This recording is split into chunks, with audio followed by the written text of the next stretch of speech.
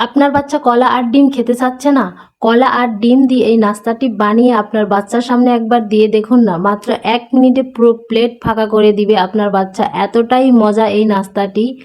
আপনার বাচ্চা প্রতিদিন আপনাকে বলবে এই নাস্তাটি বানিয়ে দেওয়ার জন্য। আশা করি আপনার বাচ্চা খেয়ে যদি বলে যে মা আমাকে আবারও এই নাস্তাটি বানিয়ে দাও, আপনার কাছে কেমন লাগবে? আশা করি খুবই ভালো লাগবে।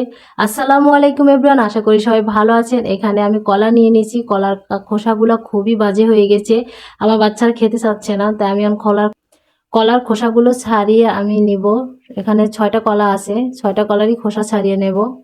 নিয়ে আর সাথে একটা ডিম অ্যাড করব। আপনি চাইলে এখানে বাড়িয়ে কমিয়েও নিতে পারেন ডিম। আমি এখানে একটা ডিম নিয়েছি, আপনি দুটোও নিতে পারেন। এখন আমি কলার ভিতরে ডিমটা দিয়ে কলাটাকে খুব ভালো করে ম্যাশ করে নেব। একটা কাঁটা চামচ নিয়ে নিয়েছি, আপনি চাইলে ব্লেন্ডারে ব্লেন্ড করেও নিতে পারেন। আমি কাঁটা চামচের সাহায্যে এটাকে ম্যাশ করে নিব। খুব ভালো করে ম্যাশ করে নেবেন যেন কলার আস্তে আস্তে দানা না থাকে। কলাটা কিন্তু আমার ম্যাশ করে নেওয়া হয়ে গেছে। এখন আমি একটা আলাদা বলে নিয়ে নেব। এখন এটার ভিতরে চিনি দিয়ে দেব আর দিয়ে দেব স্বাদ মতন লবণ, যেন স্বাদটা ঠিক থাকে, যার জন্য একটু লবণ দেওয়া। চিনিটাকে খুব ভালো করে গলিয়ে নিতে হবে যাতে ভিতরে দানা ভাব না থাকে। নেওয়া হয়ে গেছে। এখন রান্নার রেগুলার তেল দিয়ে দিলাম আর দিয়ে দিব লিকুইড দুধ। এখন আমি খুব ভালো করে মিক্স করে নেব আর অ্যাড করব ময়দা।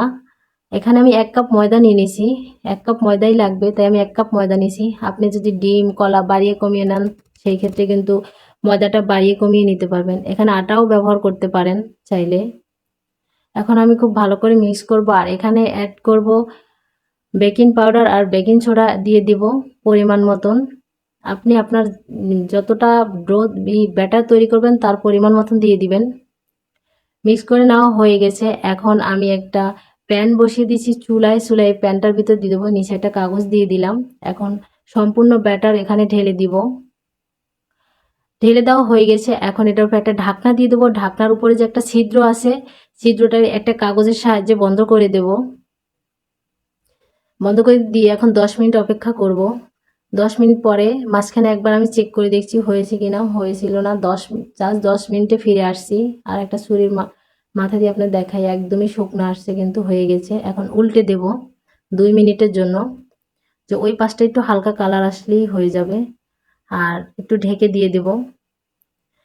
ঢাকনাটা তুলে নিলাম আর উপর দেখুন কতটা নরম হয়েছে। আর উপর থেকে কাগজটা একটু সরিয়ে নেবো। আর একটু কালারটা একটু ডিপ হয়ে গেছে, কোনো ব্যাপার না, আলহামদুলিল্লাহ অনেক সুন্দর হয়েছে। কিন্তু আমার কেকটা নামিয়ে নিলাম চুলা থেকে।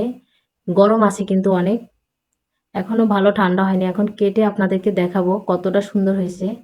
একদমই নরম একটা সফট কেক তৈরি হয়েছে। আপনি যদি আপনার বাচ্চাকে এটা টিফিনে দেন, আপনার বাচ্চার সামনে যদি বানিয়ে এভাবে দেন, আশা করি আপনার বাচ্চা 1 নিমিষে পুরো প্লেট ফাঁকা করে দিবে। এতটাই মজা এই কেকটা খেতে হয়। কালারটা একটু কালচে হয়েছে, কোনো ব্যাপার না, কলা যেহেতু দিয়েছি তাই। তো আজকের ভিডিওটা এই পর্যন্তই। সবাই ভালো থাকবেন, সুস্থ থাকবেন। আল্লাহ হাফেজ।